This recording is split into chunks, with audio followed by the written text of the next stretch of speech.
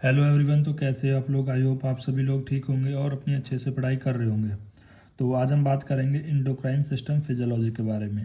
ठीक है, इससे पहले मैं आपको बता देता हूँ, मॉडर्न फिजियोलॉजी पेपर सेकंड है वो हमारा कंप्लीट हो चुका है। ठीक है, और फिजियोलॉजी का जो हमारा पेपर फर्स्ट है, इसमें जो मॉडर्न वाला पार्ट है इसमें भी हम रेस्पिरेटरी सिस्टम और जीआईटी वाला ये दो चैप्टर कंप्लीट कर चुके हैं।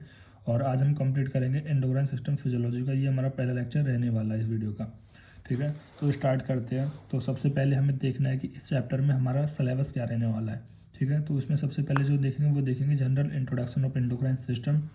उसके बाद classification and characteristic of hormones. And तीसरा जो लास्ट टॉपिक रहेगा वो रहेगा physiology of all endocrine gland and their function and their effect. ठीक है, तो हम सबसे पहले जो पहला टॉपिक है हमारे सिलेबस में उसको हम कवर करते हैं, जो है general introduction of endocrine system. तो general introduction of endocrine system में बताया गया है कि a gland is an organ which produce and release substance that perform specific function of the body. देखो, अब यहाँ से मैं थोड़ा सा आपको पहले एक बार लिख के समझा देता हूँ किस तरह से आपको चीज़ों को समझना है। ठीक, देखो देखो जैसे हम चैप्टर का नाम से क्लियर है, एंडोक्राइन सिस्टम, यानी कि हम एंडोक्राइन के बारे में पढ़ेंगे। जैसे दो चीज़ पढ़ी होगी आपने, एक एंडोक्राइन, एक पढ़ा होगा एक्सोक्राइन। ठीक है, तो अगर हम बात करें एंडोक्राइन की, देखो जो क्राइन का जो मतलब होता है ना, वो मतलब होता है ब्लड, और एंडो का मतलब होता है इनसाइड। जैसे आपने एक्सोथर्मिक और एंडोथर्मिक पढ़ा होगा ना, तो यानी इनसाइड ब्लड। यानी ये जो एंडोक्राइन हमारी ग्लैंड्स होती है वो जो हार्मोन का सिक्रेशन करती है वो डायरेक्टली ब्लड में करती है। जैसे आपने पेनक्रियाज के अंदर देखा था ना, पेनक्रियाज के अंदर देखा था कि हमारे जो हेप्टोपेनक्रियाटिक डक्ट होती है, और हेप्टोपेनक्रियाटिक डक्ट के अंदर ऐसे छोटी छोटी सेल्स होती है। ठीक है, इनके बीच में छोटी छोटी सेल्स होती है, तो वो क्या करती है, जैसे यहाँ से डायरेक्टली जो ब्लड सप्लाई आती है उसको हार्मोन डायरेक्टली ब्लड के एंटर कर देती है अपने हार्मोन को। ठीक है, तो वो कैसी होती है, वो होती है एंडोक्राइन। और एक होती है एक्सोक्राइन, जो कि क्या करती है, डक्ट के थ्रू, किसी डक्ट के थ्रू अपने हार्मोन को पहुंचाती है। ठीक है, मतलब इनडायरेक्टली वो ब्लड में जाता है लेकिन वो डायरेक्टली नहीं जाता। जैसे यहाँ पर, और हम बात करते हैं, जैसे हम एक्सोक्राइन की बात करते हैं, तो एक्सोक्राइन की बात क्या है, देखो क्राइन का मतलब तो ब्लड होता है और एक्सो का मतलब होता है आउटसाइड। मतलब वो क्या कर रही है, आउटसाइड, मतलब डायरेक्टली ब्लड में नहीं पहुंचाती, आउटसाइड मतलब बाद में जाके कहीं ना कहीं बाद में ब्लड में आ जाएगा, लेकिन डायरेक्टली ब्लड में नहीं आता है। ठीक है, तो इतनी आपको चीज़ें क्लियर होनी चाहिए। उसके बाद एक gland is an organ which produce and release substance that perform a specific function of a body. तो क्या बताया गया है कि जो एक ग्लैंड है वो एक ऑर्गन्स होती है जो प्रोड्यूस करती है और कुछ सब्सटेंस को रिलीज करती है, जो कि स्पेसिफिक फंक्शन करती है। अब देखो, जैसे हार्मोन्स कोई पिट्यूटरी ग्लैंड से रिलीज होता है, कोई एड्रेनल ग्लैंड से रिलीज होता है, तो ये क्या है, एक ऑर्गन्स ही तो है सभी, जो कोई ना कोई हार्मोन्स है जो रिलीज करते हैं और प्रोड्यूस करते हैं। ठीक है, और फिर वो क्या करते हैं कि स्पेसिफिक ऑर्गन पे यहाँ पर जाते हैं। ठीक, जैसे कि आपने हाइपोथैलेमस का बहुत बार देखा होगा कि जैसे हाइपोथैलेमस है, तो हाइपोथैलेमस बहुत सारे हार्मोन्स को रिलीज करता है। ठीक है, तो या फिर हाइपोथैलेमस पिट्यूटरी ग्लैंड को सिग्नल देता है कि वो हार्मोन्स को रिलीज़ करे। कब रिलीज़ करे, जब भी किसी की ज़रूरत होती है। जैसे मान लो ग्रोथ हार्मोन है, कि अगर आपकी ग्रोथ नहीं हो रही है तो हाइपोथैलेमस सिग्नल देगा पिट्यूटरी को, और उसे ग्रोथ हार्मोन को क्या करवाएगा, रिलीज़ करवाएगा। अब ये जो ग्रोथ हार्मोन है वो डायरेक्टली मान लो बोन्स पे एक्शन करना है उसे। ठीक है, इसको बोन्स पे एक्शन करना है, तो ऐसा तो नहीं होगा कि वो डायरेक्टली ऐसे हो जाएगा, मतलब वो क्या करेगा, मतलब ऐसा नहीं कहीं और पहुंच जाएगा, वो डायरेक्टली कहाँ पे जाएगा, बोन्स पे जाएगा। और बोन्स पे क्या होंगे, उसके कुछ रिसेप्टर्स होंगे, और इन रिसेप्टर से जाके अटैच होगा, तब जाके वहाँ पर वर्क होगा। तो यही बताना चाह रहा है कि a gland is an organ which produce and release substance that perform a specific function of the body. तो ग्लैंड क्या करती है, ग्लैंड एक ऐसे ऑर्गन्स होती है जो कि कुछ सब्सटेंस या कुछ हार्मोन्स वगैरह रिलीज करती है, जो कि उस हमारी बॉडी में स्पेसिफिक फंक्शन करते हैं। ठीक है, फिर उसके बाद these are two type of glands, endocrine glands होगी, एक्सोक्राइन ग्लैंड्स होगी। डिफरेंस मैं बता चुका हूँ। एंडो मतलब जो डायरेक्टली एक तरीके से ब्लड में मिल जाए। ठीक है, और एक्सोक्राइन मतलब वो आउटसाइड से, मतलब बाद में आकर ब्लड में मिले। सबसे पहले हम बात करते हैं एंडोक्राइन ग्लैंड के बारे में। तो एंडोक्राइन ग्लैंड्स क्या है कि डक्टलेस ग्लैंड्स होती है, मतलब इनमें कोई डक्ट नहीं होती है, और release the substance that they make hormone directly into the blood stream. ठीक है, डायरेक्टली ब्लड स्ट्रीम में ये एंटर कर देती है। अब एंडोक्राइन ग्लैंड में include adrenal gland, pituitary gland, hypothalamus gland, thyroid gland और पीनियल ग्लैंड। ये एग्जांपल दिए कि जो एंडोक्राइन ग्लैंड्स के अंदर आती है। These are also organ that contain endocrine tissue and act as a glands. तो यहाँ पर क्या बताया गया है कि they are also organ that contain endocrine tissue, मतलब कुछ ऐसे भी ऑर्गन्स होते हैं जो कि कुछ एंडोक्राइन टिश्यू को कंटेन करते हैं, मतलब रखते हैं और एक्ट करते हैं ग्लैंड की तरह। जैसे कि पैनक्रियाज है, जैसे पैनक्रियाज एक ऑर्गन्स होते हैं, ठीक है, इसका अपना एक ऑर्गन है। तो ये वो क्या करती है, इसमें जो छोटे छोटे मैंने बताई ना, बीच बीच में कह रहा है कुछ ग्लैंड के टिश्यूज होते हैं, कुछ मास प्रेजेंट होते हैं, ठीक है, कुछ टिश्यू प्रेजेंट होते हैं, जो कैसे वर्क करते हैं, एक ग्लैंड की तरह वर्क करते हैं। इन टिश्यू की वजह से वो एक ग्लैंड की तरह भी वर्क कर रहा है और ये एक ऑर्गन भी है आपकी बॉडी का, ठीक है। तो ये यहाँ पर बताना चाह रहा है। जैसे पैनक्रियाज हो गया, ऐसे ही किडनी हो गया। तो किडनी भी क्या है, एक ऑर्गन है जो कि हमारा यूरिन को फिल्टर कराने का काम कराता है, ठीक है। और उसी के साथ कुछ हार्मोन भी रिलीज करता है, एरिथ्रोपोइटिन वगैरह, ठीक है, थ्रोम्बोप्लास्टिन वगैरह। और टेस्टीज और ओवेरी भी क्या है, ये भी हमारे ऑर्गन है, ठीक है। और इनका भी फंक्शन, जैसे कि ये स्पर्म को और ओवम को इस तरह के इनके रिलीज करने के लिए होते हैं ऑर्गन, ठीक है। और इनके कुछ यहाँ पर फंक्शन भी, मतलब कुछ इनमें हार्मोन भी होते हैं। इसके बाद हम बात करते हैं एक्सोक्राइन ग्लैंड के बारे में। तो एंडोक्राइन ग्लैंड का हम बात देख ली कि वो कैसी होती है, डक्टलेस ग्लैंड होती है, जो डायरेक्टली उनका सिक्रीशन होता है वो ब्लड में चला जाता है। इसके अपोजिट कर देना है कि एक्सोक्राइन ग्लैंड डक्ट ग्लैंड होती है और रिलीज करती है अपने सिक्रेशन को डक्ट में, ठीक है। फिर जाके वो ब्लड स्ट्रीम में आता है। तो देखो अल्टीमेटली जाके ब्लड स्ट्रीम में आता है, बस फ़र्क इतना है कि एक में डायरेक्ट चला जाता है, एक में इनडायरेक्ट होता है।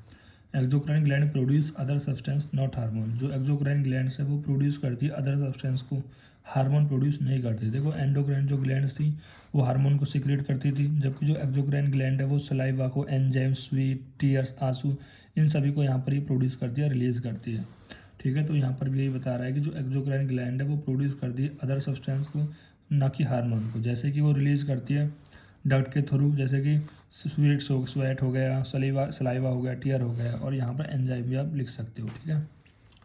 तो यहाँ पर एक कुछ लोकेशन के थ्रू बताया गया है कि जैसे आपका ये ब्रेन है, तो ब्रेन में यहाँ पर हाइपोथैलेमस होती है। तो हाइपोथैलेमस के आगे कौन सी ग्लैंड होती है, पीनियल ग्लैंड होती है। सेम वैसे ही हाइपोथैलेमस के आगे एक पिट्यूटरी ग्लैंड भी आपकी प्रेजेंट होती है। और फिर ये हमारा आपका ये माउथ दिखाया गया है, नेजल कैविटी दिखाई गई है। फिर यहाँ पे जो ट्रेकिया आता है, फिर ट्रेकिया के जो आगे थायराइड ग्लैंड प्रेजेंट होती है, और ट्रेकिया के जो पीछे हमारा पैराथायराइड ग्लैंड प्रेजेंट होती है। इनके एक एक करके देखेंगे आगे। अभी एक लोकेशन वाइज आपको दिखाया जा रहा है। फिर थाइमस होता है, थाइमस जो आपका चेस्ट के बीच में प्रेजेंट होता है, ठीक है। और फिर हमारा जो किडनी के ऊपर एडेनल ग्लैंड होती है, जैसे कि एड रीनल, रीनल किसके लिए यूज होता है, किडनी के लिए होता है। और एड से मतलब याद रखना कि किडनी के ऊपर क्या हो रहा है कि ग्लैंड को ऐड किया गया है। ऐसे यहाँ पर ओवेरी और टेस्टिस को भी दिखाया गया है, ठीक है। ड्राइंग इतनी अच्छी नहीं है, लेकिन यहाँ पर एक ओवरव्यू देने के लिए आपको समझा दिया गया है कि कहाँ कहाँ पर एक ग्लैंड रहती है, ताकि आपके दिमाग में एक पिक्चर बनी रहे। इसके बाद आता है कि कौन कौन सी ग्लैंड कौन कौन से हार्मोन को सिक्रेट करती है। काफ़ी इंपॉर्टेंट है। अगर आप इस पूरे दो ये इस पेज में, पिछले पेज में जो मैंने बना रखा है पूरा फ्लो चार्ट सा, ठीक है, पूरा टेबल सा, उसको आप अच्छे से कर लेते हैं तो आप बहुत अच्छा कर जाओगे, ठीक है। तो इससे आपको क्या होगा, आपको पता लग जाएगा कि कौन सी जो ग्लैंड है वो कौन सा हार्मोन रिलीज कर रही है। जैसे कि पिट्यूटरी ग्लैंड, देखो पिट्यूटरी के दो पार्ट होते हैं, एक होते हैं एंटीरियर पिट्यूटरी, एक होती है पोस्टीरियर पिट्यूटरी।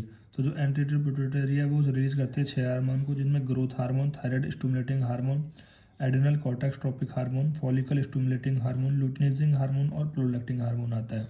जबकि हमारी जो पोस्टीरियर पिट्यूटरी होती है वो केवल 2 हार्मोन को सिक्रेट करती है, ठीक है, एडीएच को और ऑक्सीटोसिन को एडीएच को हम वैसोप्रेसिन भी बोलते हैं, ऑक्सीटोसिन दूसरा होता है ऑक्सीटोसिन, ठीक है। तो केवल अभी आपको नाम ध्यान रखना है कि कौन सी जो ग्लैंड है वो कौन से हार्मोन को सिक्रेट कर रही है, ठीक है। इन सभी को हम पढ़ेंगे वो क्या है क्या नहीं, बस अभी आपको नाम ध्यान रख लेने हैं। उसके बाद आता है thyroid gland. Thyroid gland 3 hormone को रिलीज करती है, T4 जिसको हम थायरॉक्सिन बोलते हैं, T3 जिसको हम ट्राई आयोडोथायरोडिन बोलते हैं, और थर्ड नंबर का होता है कैल्सिटोनिन, ठीक है। फिर आता है पैराथाइड हार्मोन। जो पैराथाइरॉइड हार्मोन है वो रिलीज कर रहा है पैरोथ हार्मोन। फिर पैनक्रियाज जो होता है वो रिलीज करता है इंसुलिन को, ग्लूकोजन को, सोमैटोस्टेटिन को एंड पैनक्रियाज पॉलीपेप्टाइड को। उसके बाद आता है एड्रेनल कॉर्टेक्स। एड्रेनल कॉर्टेक्स, देखो ये एड्रेनल कॉर्टेक्स क्या होता है, देखो जब अगर आप एड्रेनल कॉर्टेक्स को देखना चाहते हो तो हम वैसे इसके बारे में देखेंगे। देखो एड्रेनल के 2 पार्ट होते हैं, कॉर्टेक्स, एक होता है मेडुला। कॉर्टेक्स होता है आउटर वाला पार्ट, मेडुला होता है अंदर वाला पार्ट। जो ये अंदर बाहर वाला पार्ट है, मतलब मिडिल से जो बड़ा वाला पार्ट है, ठीक है, एक मिडिल होता है एक बाहर वाला। तो जो एक्सटर्नल पार्ट है, ठीक है, एक्सटर्नल मतलब ऐसे एक्सटर्नल नहीं है, ठीक। जब मैं इसके डायग्राम से आपको जब इसको समझाऊंगा तो बताऊंगा। तो इसमें क्या होता है, GFR मैंने याद रखा था, GFR। अब ये GFR क्या होते हैं, ये GFR कह रहा है कि एड्रेनल कॉर्टेक्स के 3 जोन्स होते हैं, ठीक है, 3 जोन्स होते हैं। तो जिसको हम बोलते हैं ग्लोमेरुलोसा, फेस्कुलेटा एंड रेटिकुलरिस, ठीक है। अब ये तीन जोन है, अलग अलग तीनों जोन अलग अलग हार्मोन्स को रिलीज करते हैं। जैसे कि ये मिनरल कॉर्टिकॉइड को, जो ग्लैमरुलस है, मिनरल कॉर्टिकॉइड को, और जो हमारा फेस्कुलेटा है वो ग्लूकोकॉर्टिकॉइड को, और जो रेटिकुलस है वो सेक्स कॉर्टिकॉइड को, ठीक है, MGS।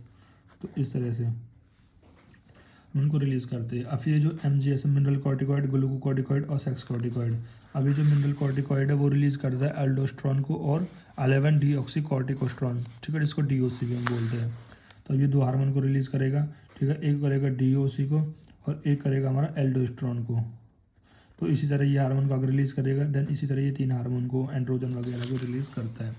जैसे यहाँ आगे यहाँ पर दिखाया गया है कि मिनरल कॉर्टिकॉइड एल्डोस्ट्रॉन को जो लाइफ सेविंग हार्मोन भी होता है, या फिर दूसरा 11 डीऑक्सी कॉर्टिकोस्ट्रॉन, DOC इसको हम बोलते हैं। फिर ग्लूकोकॉर्टिकॉइड भी दो हार्मोन को रिलीज करता है, ठीक है, कॉर्टिसोल को और कॉर्टिकोस्ट्रॉन को, ठीक है।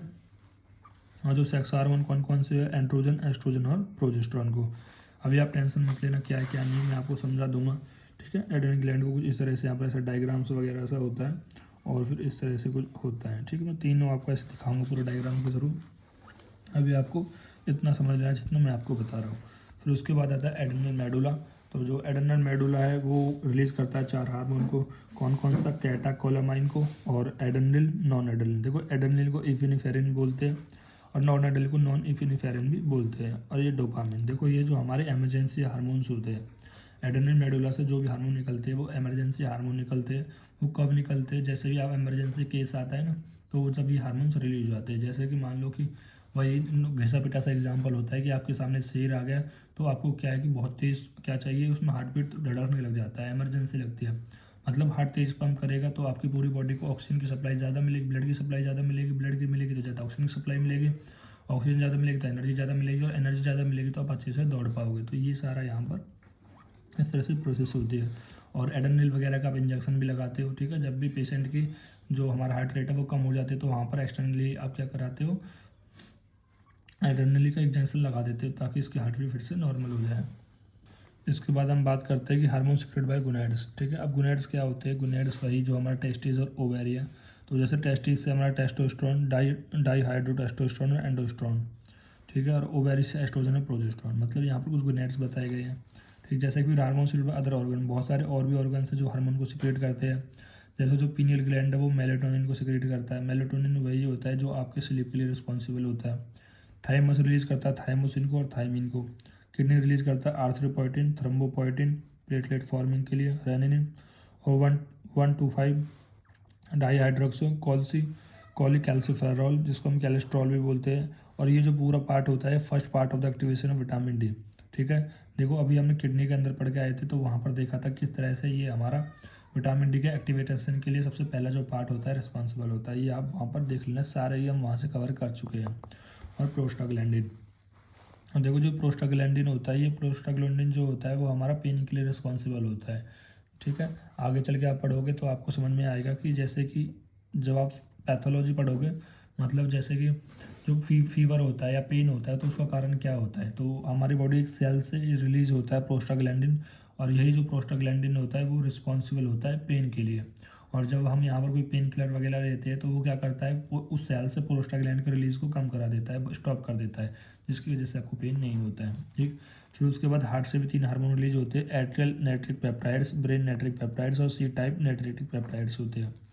फिर प्लेसेंटा से यहाँ पर कुछ हार्मोन निकलते हैं, एक होता है ह्यूमन कोरियोनिक गोनेडोट्रोपिन। देखो ये हमारा जब भी कोई फीमेल प्रेग्नेंट होती है तो प्रेग्नेंट फीमेल से जो ये हार्मोन्स है इसको हम चेक करते हैं, ठीक है। ये इसको चेक क्यों करते हैं, जो फोएटस है, ठीक है, जो फोएटस है उसकी डेवलपमेंट कैसे हो रही है तो इससे पता लग जाता है। अगर ये मान लो हार्मोन अपने नॉर्मल रेंज से कम हो जाता है तो हम कह सकते हैं फोएटस की डेवलपमेंट अच्छी नहीं हो रही है, और नॉर्मल रेंज पर रहता है तो हम कह सकते हैं फोएटस की जो डेवलपमेंट हो रही है वो सही हो रही है। देन उसके बाद आता है ह्यूमन कोरियोनिक सोमैटोमेमोट्रोफिन हार्मोन्स होता है, एस्ट्रोजन वगैरह होता है। मेमोट्रोफिन आप समझ रही हो, मेमो के लिए मेमोरी के लिए ग्लैंड्स होती है, उनको डेवलपमेंट कराने के लिए होता है। और एस्ट्रोजन वेस्ट्रोजन वगैरह, देखो जब प्लेसेंटा है एस्ट्रोजन और प्रोजेस्टेरोन को भी सिक्रीशन कराता है जब फीमेल क्या रहती है, प्रेग्नेंट रहती है। इसके बाद बात करते हैं classification and characteristic of hormone, ठीक है। तो क्लासिफिकेशन ऑफ हार्मोन देखते हैं, मतलब कितने प्रकार के हार्मोन्स है, जो भी एक ग्लैंड्स है, जो भी एक ऑर्गन है जो हार्मोन को रिलीज कर रहा है वो कितने प्रकार के हार्मोन रिलीज कर सकता है। वो बेसिकली तीन ही प्रकार के हो सकते हैं। वो या तो स्टेरॉइड हार्मोन होगा, प्रोटीन हार्मोन होगा, या फिर जो इस प्रोटीन का जो प्रोटीन किससे मिलकर बना होता है, अमीनो एसिड होता है। जो अमीनो एसिड का डेरिवेटिव होता है इसको हम टायरोसिन बोल रहे हैं, ये हो सकता है। ठीक है, तो हार्मोन और केमिकल मैसेंजर, हार्मोन्स क्या होते हैं, केमिकल मैसेंजर्स होते हैं।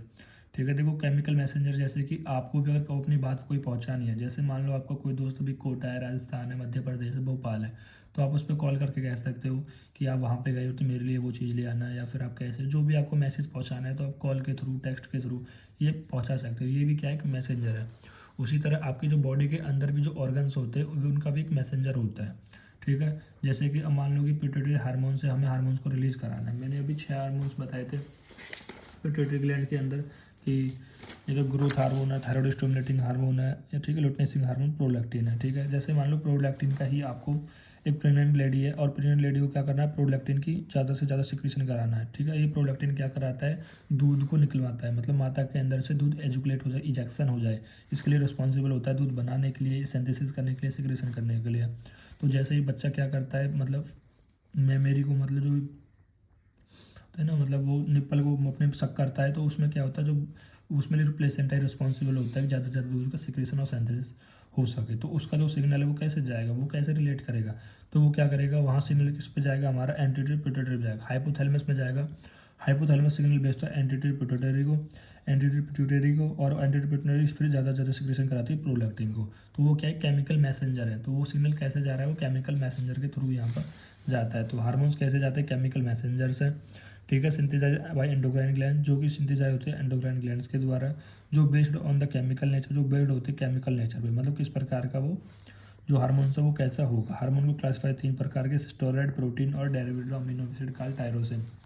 अब पहला है जो वो है स्टेरॉइड हार्मोन। तो स्टेरॉइड हार्मोन के बारे में क्या बताया गया है कि steroid hormone are the hormone synthesis from the cholesterol, मतलब स्टेरॉइड हार्मोन ऐसे हार्मोन्स होते हैं जो कि कोलेस्ट्रॉल से सिंथेसिस होते हैं या उसके डेरिवेटेड होते हैं। आपको दिमाग में याद रख लेना है, जो भी स्टेरॉइड हार्मोन्स हैं वो किसके सिंथेसाइज होते हैं, कोलेस्ट्रॉल से या कोलेस्ट्रॉल के डेरिवेटेड होते हैं।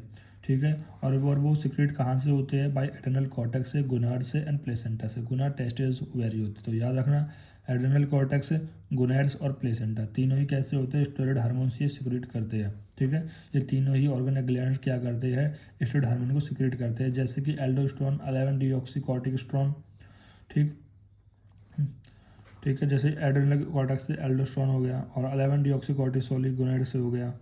ठीक, यही इसी से हो गया। देन कॉर्टिसोल हो गया, कॉर्टिसोल जो मैंने अभी पीछे बताया था, टेस्टोस्टेरोन, डीहाइड्रोस्टेरोन एंड एंडोस्टेरोन, एस्ट्रोजन, प्रोजेस्टेरोन। देखो एड्रेनल कॉर्टेक्स के अगर आप देखोगे तो एड्रेनल कॉर्टेक्स के जो एल्डोस्टेरोन है, 11 डीऑक्सीकॉर्टिकोल है, ये यहाँ पर आ जाएंगे। ठीक है, कॉर्टिकॉल, कोर्टिस्ट्रोन है, एंड्रोजन। अगर आपको ये याद हो जाता है जो मैंने टेबल आपको पूरा बताया है, तो आप यकीन मानिए आप अपने एग्जाम को कभी भी अगर क्वेश्चन नहीं भी आता है तो भी आप बहुत अच्छे से अटेम्प्ट कर सकते हो, क्योंकि इससे आपको एक आइडिया हो जाता है। जैसे यहाँ पर आपने पता लगा लिया कि जो स्टेरॉइड हार्मोन है एड्रेनल कॉर्टेक्स, गोनाड्स और प्लेसेंटा से सीक्रेट होते हैं। अब इनसे कौन कौन से हार्मोन सीक्रेट होते हैं वो आपने पहले ही लर्न कर रखा है, तो आप कितने अच्छे से अटेम्प्ट कर सकते हो। ठीक है, तो इसी तरह से आपको करना है। तो इसलिए मैंने पहले ही बताया था आपको, जो ये टेबल है काफ़ी इंपॉर्टेंट है आपके लिए, ये वाला और ये वाला। ठीक है, तो आपके अभी आगे भी काम आएगा। तो अभी आपको घबराना नहीं है कि यार सर इतने सारे हार्मोन्स वगैरह हैं, हमें पता ही नहीं है कौन क्या है, क्या इनका फंक्शन है। अभी आप बस जैसे जैसे मैं क्लासिफिकेशन करता जा रहा हूँ वैसे ही आप चलिए धीरे धीरे करके, जब एक एक हार्मोन्स के बारे में आप स्टडी करोगे तो आपको बहुत अच्छी नॉलेज हो जाएगी। तो जैसे दूसरा हार्मोन होता है प्रोटीन हार्मोन। पहला स्टेरॉइड हार्मोन हो गया जो कोलेस्ट्रॉल से या उसके डेरिवेटिव से ये सिंथेसिस होता है, और उसको सिक्रेट करने वाली 3 चीज़ होती है। पहला एड्रेनल कॉर्टेक्स होता है, मेडुला नहीं होता, कॉर्टेक्स होता है। ठीक है, और दूसरा हमारा गोनेड्स होते हैं, और तीसरा प्लेसेंटा होता है। फिर हम बात करते हैं प्रोटीन हार्मोन्स की, कि protein hormones are the large और स्मॉल पेप्टाइड। मतलब प्रोटीन हार्मोन्स कह रहे हैं कि जो पेप्टाइड्स होते हैं, पेप्टाइड्स क्या होते हैं, वो मिलकर अमीनो एसिड बनाते हैं ना, स्मॉल भाई 2 पेप्टाइड मिलकर, 3 पेप्टाइड मिलकर, ऐसे ही बहुत सारे पेप्टाइड मिलकर क्या बनाते हैं, अमीनो एसिड बनाते हैं। तो प्रोटीन भी क्या होता है, पेप्टाइड से मिलकर बने। प्रोटीन हार्मोन्स क्या होते हैं, पेप्टाइड से मिलकर बने होते हैं। ये protein hormone are secreted by the pituitary, parathyroid और पेनक्रियाज और प्लेसेंटा। ठीक है, अभी जो प्रोटीन हार्मोन किससे सीक्रेट होते हैं भाई, जितने भी पी है, पी से प्रोटीन आता है, पी से पिट्यूटरी, पी से पैराथायराइड, पी से पेनक्रियाज, पी से प्लेसेंटा। अब जितने भी इनके हार्मोन है वो सारे नाम यहाँ पर आप लिख सकते हो। ठीक है, तो मुझे नहीं लगता कि मुझे इन्हें बताने की ज़रूरत है। अगर आपको पिट्यूटरी के, पैराथायराइड के और पेनक्रियाज और प्लेसेंटा के अगर आपको सारे हार्मोन्स पता है तो आप नीचे आराम से लिख सकते हो। अब जैसे कि हमारी जो पिट्यूटरी है वो दो होती है, एक एंटीरियर पोस्टीरियर, दोनों को लिख दो। एंटीरियर में 6 होते हैं, पोस्टीरियर में 2 होते हैं। अब 2 आप बताइए कौन से होते हैं पोस्टीरियर पिट्यूटरी में, जो मैंने आपको पिछले बताए थे।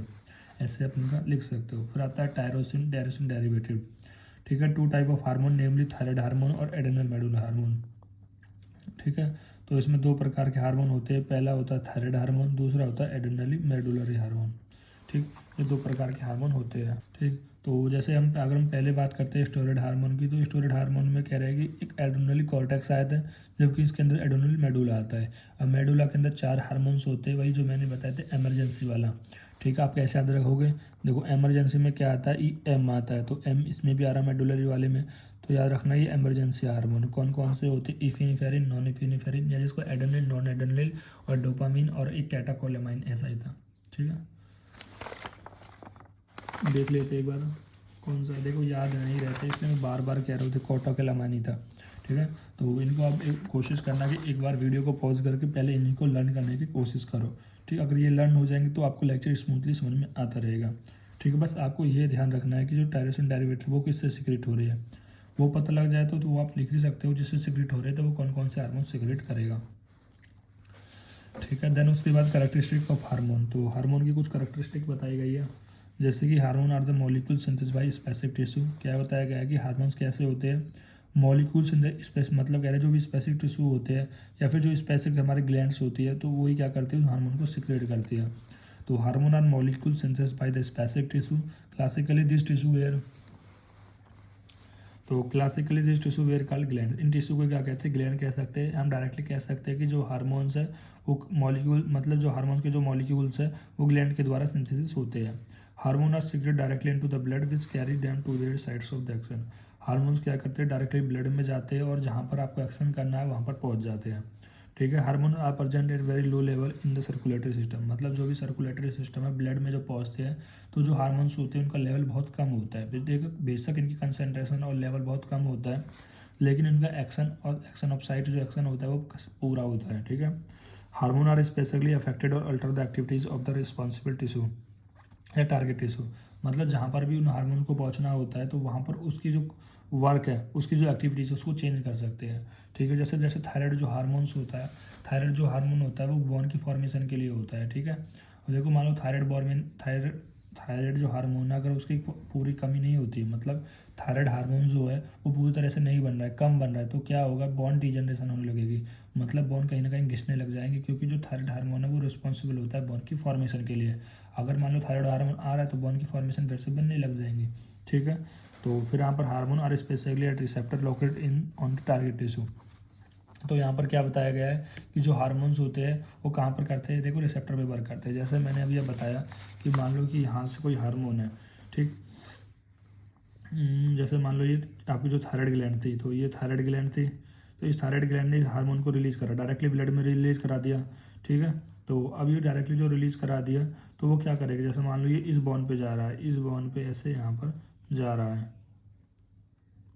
ठीक। अब तो ये क्या करेगा, इस बॉन्ड में कुछ रिसेप्टर्स होंगे जो हार्मोन इनसे जाके अटैच होंगे तब जाके वर्क होंगे। बिना रिसेप्टर के कोई भी हार्मोन कहीं भी अटैच नहीं हो सकता है। देखो अगर रिसेप्टर नहीं होते तो ऐसे तो कोई भी हार्मोन कहीं भी वर्क कर सकता था ना। तो हर एक हार्मोन्स के लिए अलग अलग स्पेसिफिक प्रकार के रिसेप्टर बनाए गए हैं, ठीक है, कि वो हार्मोन उसी पे जाके जुड़े और तभी जाके वहाँ पे वर्क हो, ठीक है। इसलिए बेशक वो कम कंसनट्रेशन में होते हैं हमारे ब्लड में, इस वजह से वो स्पेसिफिक काम कर पाते हैं, किस वजह से, रिसेप्टर की वजह से, ठीक है। इतना आपको ये ध्यान रखनी है बातें।